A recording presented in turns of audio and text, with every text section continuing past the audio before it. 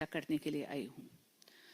ये बहुत दुर्भाग्यपूर्ण बात है कि मां दुर्गा के बंगाल में महिलाएं असुरक्षित हैं, लेकिन जब स्टेट की महिला चीफ मिनिस्टर माननीय ममता बनर्जी जी संवेदनहीनता से विक्टिम शेमिंग, विक्टिम ब्लेमिंग इसका गेम खेलती हैं और स्वयं रेप की सर्वाइवर पर ही दोषारोपण करती हैं, तो ये बात दर्दनाक और शर्मनाक हो जाती है पूरे समाज के लिए।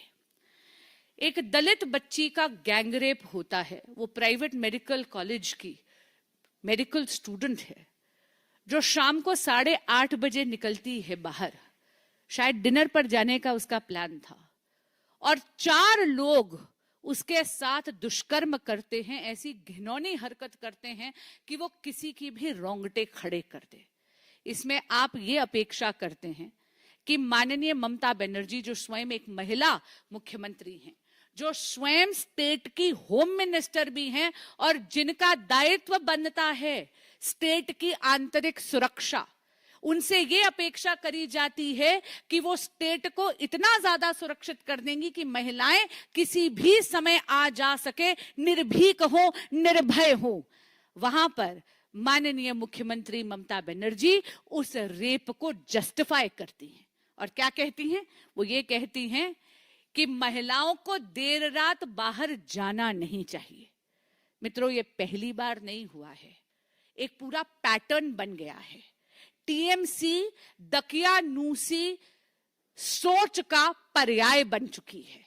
मैं आपको एक पूरा एक के बाद एक इंसिडेंट बताना चाहूंगी। सबसे पहले बात करते हैं पार्क स्ट्रीट की। आपको याद होगा 2012 में बहुत ही ब्रूटल रेप केस हुआ था और तब माननीय मुख्यमंत्री ममता बनर्जी ने क्या कहा था?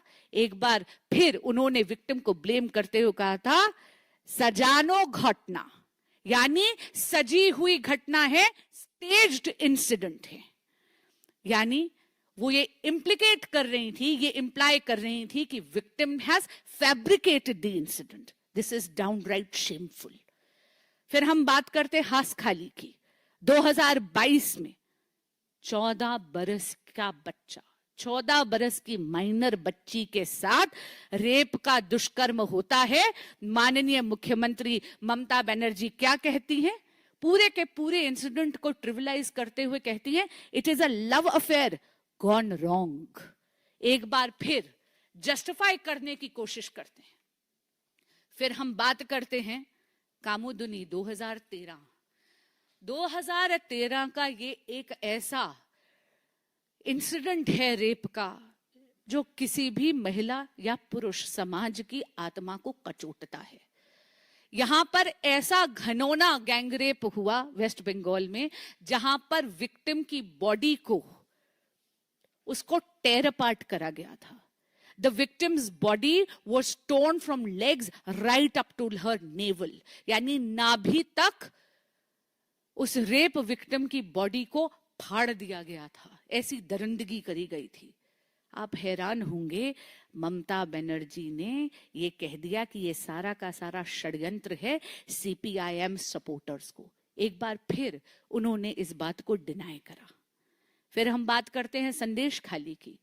संदेश खाली में तो आप जानते हैं अनगिनत महिलाओं के साथ दुष्कर्म हुआ, वो भी टीएमसी के ही नेताओं ने करा, टीएमसी के ही ऑफिस में हुआ।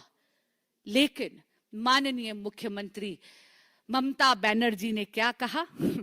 उन्होंने कहा किचु हुई ना, किचु हुई नहीं, यानी कुछ नहीं हुआ। फ्लैट आउट डिनायल करा। उन्होंने सीधा ये कहा कि उनकी पार्टी ने कुछ नहीं कहा, उन्होंने ये बोला कि ये मेड अप इंसिडेंट्स हैं। मित्रों, आपको याद होगा इस देश की जितनी भी हमारी न्याय प्रणाली है, हमारे कोर्ट्स को इंटरवीन करना पड़ा, तब जाके वो दरिंदा और उसके साथी हिरासत में लिए गए। और हम लोग भूल नहीं सकते कि कितनी उद्दंडता के साथ वो रेप अक्यूज चलता जा रहा था, क्योंकि वो जानता था कि उसको टीएमसी की और माननीय मुख्यमंत्री ममता बनर्जी का आश्रय है, उनकी शह भी है। आरजी कर 2004 एक बार फिर ममता बनर्जी ने रेप को जस्टिफाई करते हुए ये कहा कि रेप के इंसिडेंट तो होते रहते हैं, महिलाएं और पुरुष, लड़के और लड़कियां अब हाथों में हाथ डालकर घूमते हैं। पहले अगर ऐसा कुछ होता था तो उनको तुरंत डांट दिया जाता था, उनको रिप्रिमांड कर दिया गया था। It is like an open market with options. ये है उनकी स्टेटमेंट।